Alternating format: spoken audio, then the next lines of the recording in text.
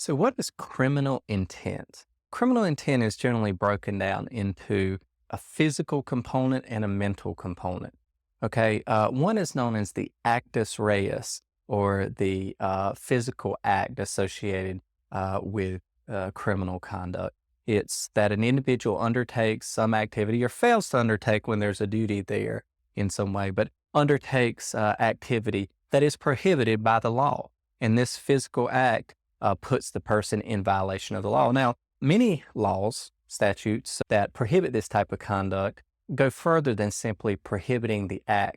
It also requires that to be held guilty of violation of this law, you have to have some level of intent behind your action, that you had to have some level of intent to do the act, or you had some level of intent to achieve some outcome that is prohibited. Taken together, this is known as the actus reus, the physical act, and the mens rea, the mental aspect associated with what it takes. Take, for example, it may be prohibited to knowingly take the property of another.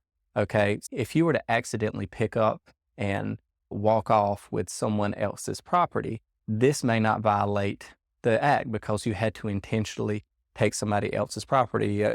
The interpretation may be that you had to know it was someone else's property, that not that you mistaked it for your own, and then you walked off with it. So the physical act of walking off with the property would satisfy the actus reus, where the mens rea portion would have to be, you'd have to demonstrate that you knew it was somebody else's property and you picked it up and walked off with it. Now, there are certain types of crimes that just require the physical act and require no mental aspect behind your intent or purpose behind doing it, or an intended outcome.